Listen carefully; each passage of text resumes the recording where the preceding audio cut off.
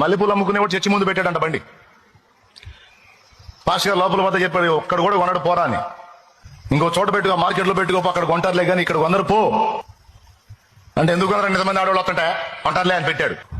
కోట మొదలైన దగ్గర నుంచి కోట వైపు అందరూ ఇళ్ళకి పోయిందాక ఆడే కూర్చున్నాడు. ఒక్కళ్ళు వల్ల అందరు పోయినాక పాస్ గారు కూడా పోతా చూశాడు. బండికి వెళ్ళి ఒక్క మూర పూలు వల్ల ఎవరు ఏమైందిరా అన్నాడు. ఏందండి ఇంతమంది ఆడవాళ్ళు వచ్చారు, ఒక్కళ్ళు మూర పూలు కొనలేదని. కొన్నరా, కొనరు.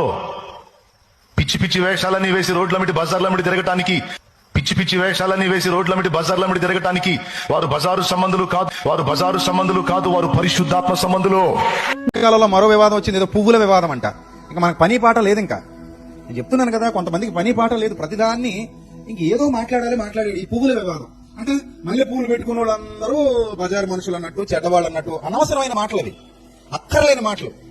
ఈ అక్కర్లేని మాటలు చాలా మంది సీరియస్ గా తీసుకుని మమ్మల్ని అందరినీ ఎంత హేళన చేశారు, మమ్మల్ని అందరినీ ఎందుకు ఇలా అంటున్నారు, మీ పని ఇదా అన్నట్టుగా.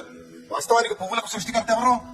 దేవుడు. మనం మరి మెడలో దండలుగా వేసుకుని గౌరవించుకోవట్లేదా, సన్మానాలు చేయించుకోవట్లేదా, అదే పువ్వులతో దండలు వేయించుకుని గార్లాండ్స్ వేయించుకున్నావా లేదా? పెళ్లిళ్ళకి పువ్వులు వాడుతున్నారా లేదా? పెళ్లిళ్ళకి వెనకాల పువ్వుల డెకరేషన్లు చేసుకుంటున్నారా చేసుకోవట్లేదా? ఇక్కడున్న చాలా మంది స్త్రీలు కూడా తల్లో గులాబీ పువ్వో మల్లె పువ్వులో కనకాంబరాలో ఏవో అప్పుడప్పుడు పెట్టుకుంటారు.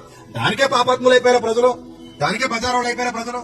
సో సంఘానికి నేర్పించవలసిన విషయాలు నేర్పించాలి కానీ ఇలాంటి పనికిమాలిన విషయాలు సంఘానికి అవసరం లేదు నేను అంటున్నాను.